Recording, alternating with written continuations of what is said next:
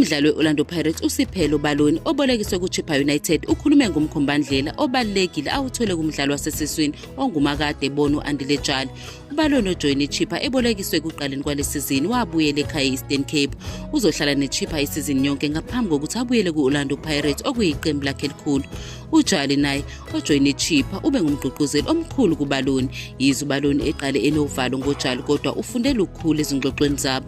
UBaloni uveza ukuthi uJali umtshela ukuthi usenesikhathi esiningi sokuzibonakalisa ebholeni futhi wameluleka ngokuthi aqhubeke neqiniso. Iseluleko sikaJali simgqugquzela uBaloni obukela kuyena nangaphandle kwenkundla. Ubudlelwane phakathi kwa-Andile Jali noSiphelele Baloni bubalulekile ekukhuleni kukaBaloni njengomdlali nomuntu.